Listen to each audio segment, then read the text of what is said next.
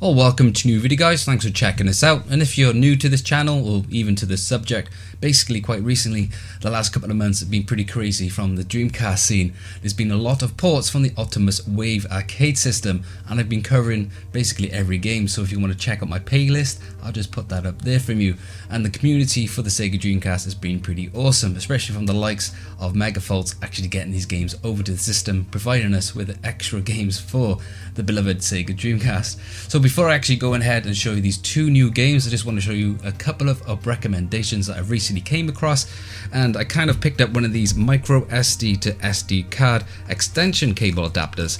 Originally when I actually went to buy this, I thought it was an SD card extension to SD card, but I managed to get around this with one of those micro SD cards to larger size. So I put that inside the GDEMU SD card slot, and now I've got this as an external bay, so I'm not wear and tearing that SD card slot. So if that actually breaks, I just have to replace one of these. This actually fetched me for about £5. I know you can get one of these 3D molded ones, but they do fetch about 30 quid, and I'm trying to go on a budget here to try and keep the content going. So the next thing up is when you got your standard GDEMU maker, I've been putting all my games on there and transferring the games onto that way. So that was the standard one, but I came across, if you had so many games, or even if you transferred one game that wasn't compatible with that software, you would then put it into your Dreamcast, and then you've got that loading screen that could take about 30 to 40 minutes.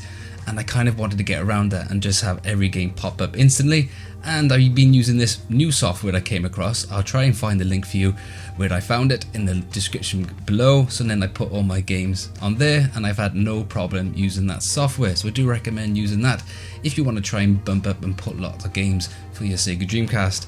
Now I've been testing out this widescreen for the faster of speed game that recently came out, and I gotta say it looks pretty awesome with that game all filled up on your TV, so that's pretty interesting. Also, there's a widescreen patch for the Dolphin Blue that came out as well, and that looks pretty sweet on widescreen, but there has been a big problem with that game. Unfortunately, if you get to stage 3 or stage 4, I believe, it just kind of goes on a continuous loop. But I've recently been contacted, I've seen some comments regarding Megafaults has been working on that to make sure that game can actually be fully playable, so we can actually get that game and add that to the library. So the next two games that I want to show you is Maximum Speed, which is another arcade racing game, so it's a fully 3D game, and then also King of Fighters Neowave, so that's another addition to the King of Fighters series. Released in 2004, this was the first game by SNK Playmore to release for the atomiswave, and is viewed as a side release to that of the King of Fighters series and not to be counted for within the main series. I've always get confused with this release and Neo Geo Coliseum at the time, and I'm sure a fair few people was as well.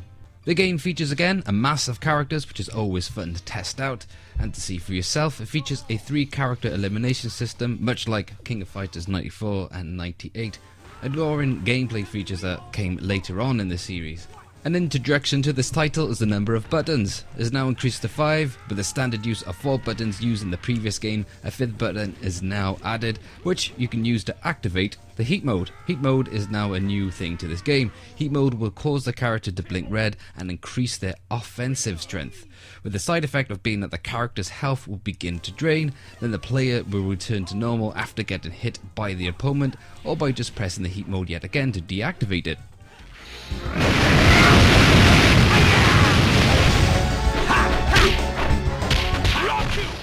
I have to say, this is actually the first time for me actually playing this title. I would say it's actually a little bit easier than Neo Geo Battle Coliseum, which actually makes it more enjoyable to play. It does look closer to the original games, but with some added awesome 3D backgrounds. One thing that did let me down was the actual music. It's not as good as Neo Geo Battle Coliseum that we got. Heading back to where you actually select your characters, the player can actually choose the 3 different fighting styles, similar to that of 97 and 98. There are 3 different styles which affect different techniques available to the player and the length of their own power gauge.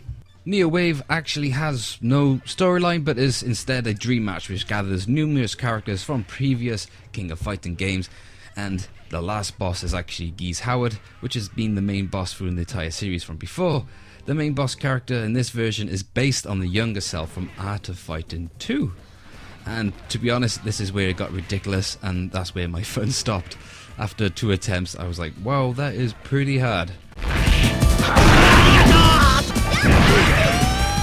Let's move on to our next game. Now, not to be confused with the recent port that we got called Faster Than Speed, here is Maximum Speed! Just in case you needed more speed than the faster of speed. These titles are obviously trying to take a cut on the huge hype surrounding the release of Need for Speed Underground 2 series, which, sorry, no game will ever beat the soundtrack, especially to that intro.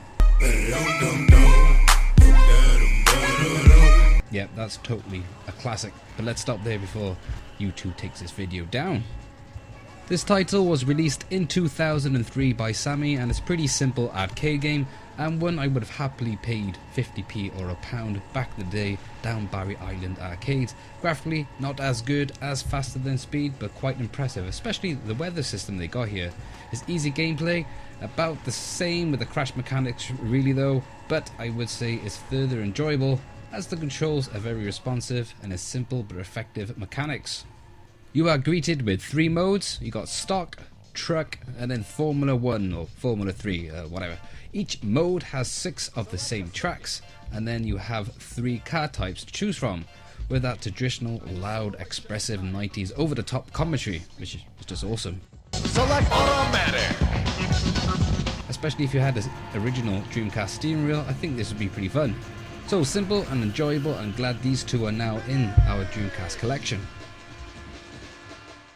So the last 2 games probably haven't really been the best. Unfortunately, we got that bug with Dolphin Blue, but apparently they may be working on it to actually add that to the library, something I am personally looking forward to, and I have to appreciate the amount of work that they've already done, providing all these extra games that we can play on our Sega Dreamcast.